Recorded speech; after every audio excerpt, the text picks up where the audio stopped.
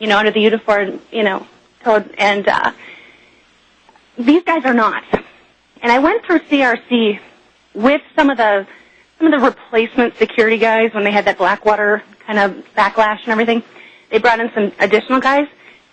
These guys are just the sickest people I have ever met. And I spent a week with them in Fort Benning, and then I ended up, you go to Kuwait for staging. I spent a week with them in Kuwait, where it's just lawlessness on the base in Kuwait. These guys are so scary. The whole government worldwide is collapsing, and just criminality is flooding into all the departments of power. I want to hear a little bit more. Stay with us. This is key information. I want to bring Shauna back up. Shauna, you still there? I am, and thanks for continuing to listen, because I've been sitting on this with a lot of fear. I did see several suicides, and while I was there, and I saw so many things, and the day that I left, I hate to admit this, but I had someone fake a Red Cross message to me so that I could get out under emergency circumstances. Because I was very fearful that something was going to happen to me after what I had seen. Now, were these suicides suspicious? They were very suspicious. And I also want to mention one more thing that I think is really important to note now that we're going to, have all of our guys combined to their bases or confined. While I was there, there's a CRAM program going on over there where they try to intercept mortar shells and rockets that are incoming. I saw a lot of mortars and a lot of rockets. Yeah, that's a radar system that triangulates. Right, and it also fires, a shoot down, anti-trajectory thing. But anyway, I'm not a weapons person, so I don't get it, but I did see it in action. Not very effective. But there was one day when the CRAM guys were there, and they were there to shake hands with General Petraeus in the palace. That particular night, the CRAM that was close to my quarters was taken down for maintenance. And we received the largest number of incoming that we ever did on that base. Now, how is that possible? That if these guys are there for maintenance, that we're taking all this incoming? Let me tell you what happened. Have you seen my film Terror Storm? Yes, I actually watched it last night. Thank you for making that available. Sure. Did you see how they keep catching Israeli and British and U.S. Mercenaries, but regular SAS as well, regular British troops, dressed up with fake beards, attacking U.S. troops? And what kills me... Well, no, listen, this is what they do. There was never really a real war. Okay? I mean, there's a few, quote, insurgents and people fighting, but that's how they do it. They say, we can't leave because thousands are dying, Iraqis a day, hundreds of U.S. troops a month. We have to fix it. And then now they say, we had the victory, we did fix it. No, they just cut back. And I mean, this is confirmed in mainstream news. No, they just have mercenaries. Most of the kills have been our troops being killed by the mercs. I know, and what kills me is, I volunteered some time with the mortuary chaplain. But see, that's the same thing. It's like they have and I saw bodies. I saw what the hell's going on over there. And while this is, some of it's hitting the mainstream news, newspapers and any reporters are not allowed on this base, Alex. Because it's so evil, no one could ever believe that they're actually doing this. But I sound like a psycho when I see these things out loud because I think, God, this can't possibly be true. They've caught Israeli troops, British troops, and mercenaries attacking the Marines and the Army over and over again. Listen.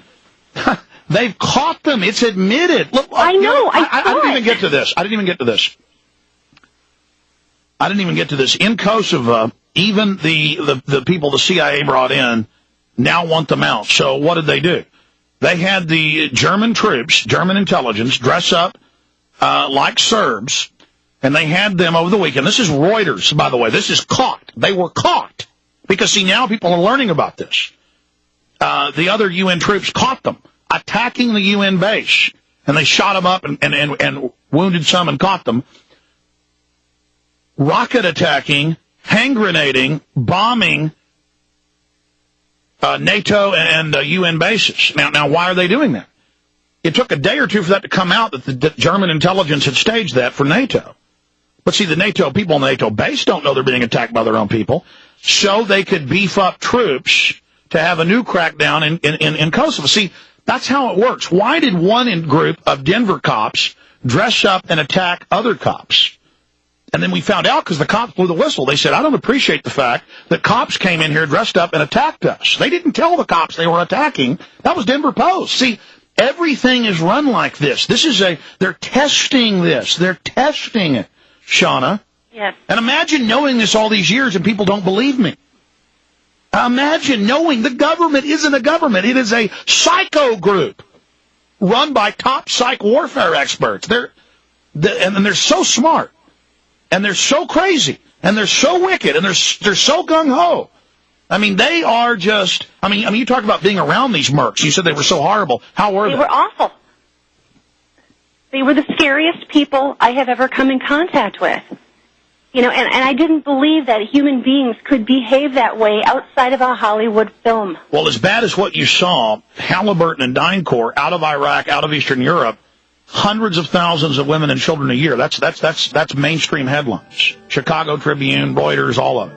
You know what else needs to be pointed out here, and I think that this is something that other people just don't freaking know, Alex, is that KBR, who I hate, also, they have nothing but slave labor. They have Indians and Filipinos that they import and pay them no money. Now listen, a lot of those people were kidnapped. No, that was in the news. Hold on. I know we've got other callers. This is important. You saw slaves. I want to hear about this. Go ahead and finish up, though. Okay, you have to hear this, because you can't make this shit up. That's the thing that's crazy. Ma'am, I'm going to let you, please watch the language. Oh, I'm so sorry. I'm just freaking out. What happens is the Indian and Filipino people are recruited by some third party out of their country for this great job opportunity. They are charged a $5,000 fee, okay, in order to, process and whatever and get the job. Basically, it's a bribe.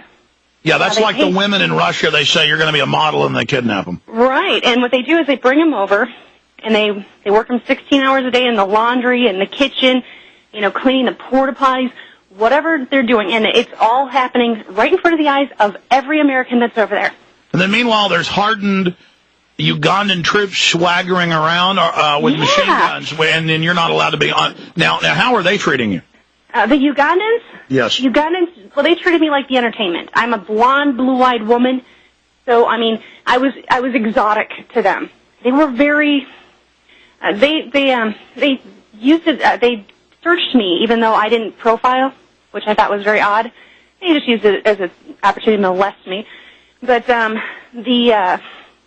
thing about the third country nationals, the Filipinos and the Indians, is that they're paid a wage of about $400 a month. But then they're charged rent, and they have to buy their own food. Yeah, it's sharecropping, and then they can never even afford to get out of the base or leave. Exactly. And they sign, ridiculous length contracts, 12 years. It's just unbelievable. And then these people don't have enough money for soap. And what I used to have to do was, because they put them in their own separate camps. They have an Indian camp, they have a Filipino camp, and, we'd find, Indians dead in the lake all the time. They'd get murdered. But the thing is what I would do is I would take all the excess soap and toothpaste and stuff from the care packages that nobody wanted and bring them out to these camps, because these slaves are out there with nothing. And I mean nothing. Working 16 hours a day, cleaning porta potties. Well, that's only one level. They take the Iraqi men as slaves to other third world nations, and they are physically slaves. No judge, no jury. And anyone who does an uprising, do you know how many mass graves were uncovered when I was there?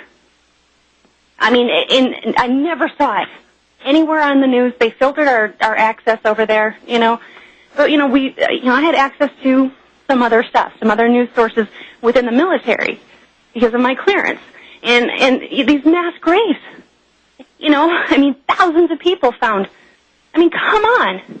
There's over 1.5 million Iraqis dead since the liberation. Listen, I want you to call back again, but you should write down what you witnessed and what you saw in an article at prisonplanet.com. Will you promise to do that?